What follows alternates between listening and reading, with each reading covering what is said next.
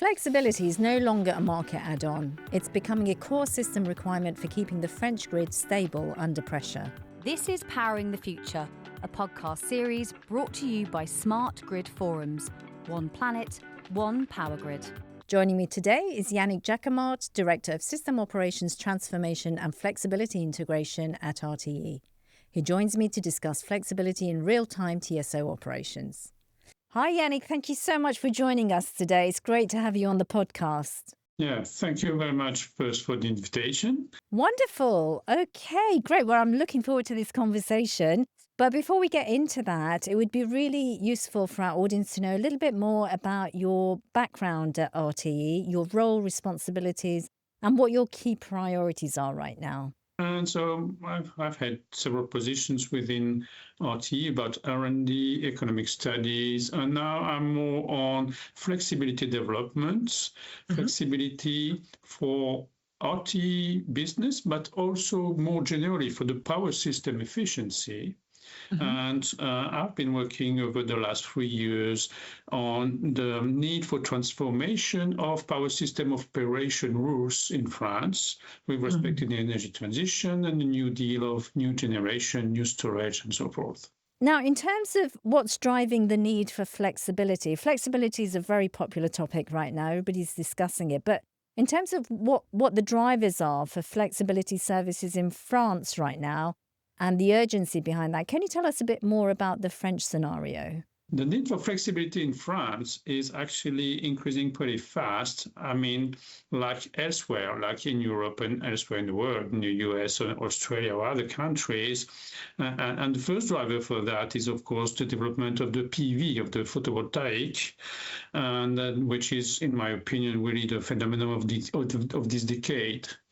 So the main flexibility need is to have either load during the sunlight hours or to have storage developed because of the new imbalance between the hours of the day and what I call the new rhythms of the power system, which is mainly driven by a drought in the night, a peak in the morning, which is short, which is 2 or 3 hours of peak, early in the morning. Then you have the daylight hours with new abundance of electricity available.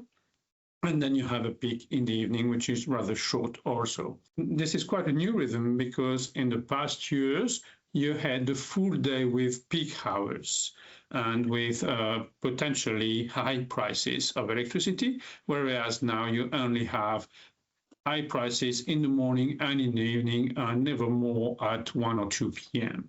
So how exactly are tariffs affecting energy efficiency in practice?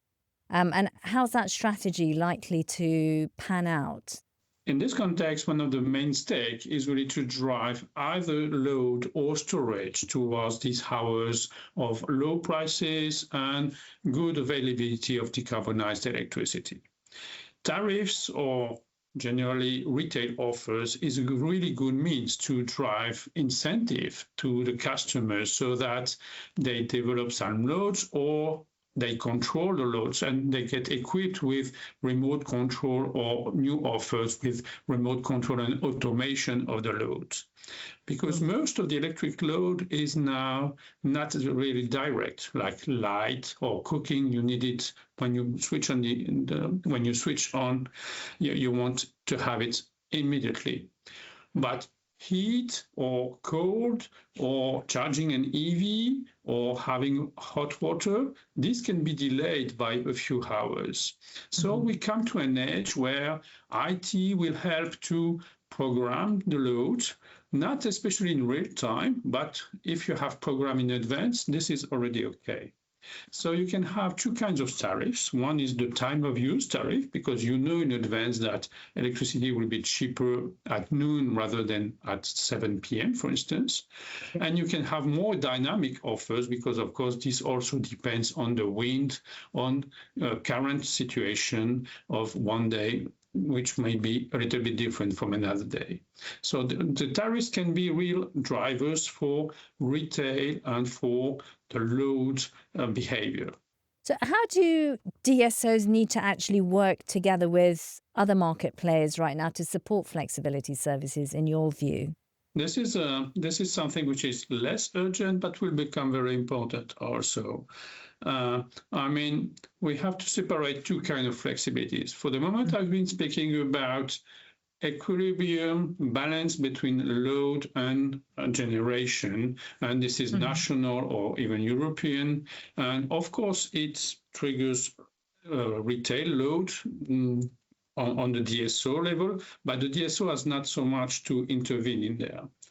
Right. Whereas you have also some other needs for flexibility, which will be due to network congestion. Of course, we will have some movements in the loads and the generation, and we start to have some areas in France where we have some network congestion. By comparison with other countries, France has very low congestion costs. It's about 10 or 20 millions per year. It's really low, but it is expected to increase in the future. And since the generation, especially PV or wind, comes to specific areas, we will have this congestion more often. So we will need a way to manage this congestion, and this can be done only in close cooperation with the DSOs, because most of the generation, but also the storage or the loads, which can be the flexibility sources, will be connected to the DSOs. And what do you think are the biggest complexities around moving to the next level of flexibility? The main complexity about this kind of flexibility does not lie in understanding the need. The need is very clear. But what the complexity is that it will involve millions of customers, millions of batteries, millions of equipments and actors that you need to coordinate. And so it is more transaction costs than really an investment cost. This is not a financial hurdle. It's even something which can lower the bills. So it's in the interest of the customer, but they have to understand it. They have to know how to manage it. They have to trust the providers who propose them to take the hands on their devices. So it's a new way of consuming electricity. It's a new way of seeing things. And this is a change management rather than technical or financial hurdles. So in my opinion, it is much more a way of onboarding everybody on this trend, which is difficult and which will take time because you need to change the tariffs, you need to understand why, you need to get confidence in the fact that you will win in. And for the network management, you need to embark the DSO. I'm used to saying that in the past years, a TSO could handle and manage the grid with maybe 200 phone numbers, because the big plants and the neighboring TSOs, and you can do most of it with that. Now this is no more feasible because you need to send some orders to low voltage or mid voltage generation assets, storage, and so on. And then you need to coordinate with the DSO. This is really a new industrial tools that we need to develop to be able to manage the grid. Well, you'll be joining us at SGT 26 in Paris at the end of March, and you'll be joining the flexibility panel discussion there. Be great to get a sneak peek into some of the solutions that you're going to be discussing there. I think for the future, we need 2 or 3 main tools. One is to have the right tariffs offers. I mean, the flat tariff is really the enemy of any flexibility. So you need time of use tariffs, more dynamic tariffs, depending on the customer's willingness and so on. But you need to develop this and to have them adapted to the new rhythms of the power system. This is really the first key, and this is urgent. Then you need these local solutions developed by the DSOs to be able to manage their grid, but also to stop some generation, have some orders given to some loads, and so on. So we need to develop these kind of platforms. Whether you call it market or not is another debate, but you need to have these kind of platforms to have all the flexibilities available for the DSO. And then you need to change the interface between the TSO and the DSO so that we understand each other.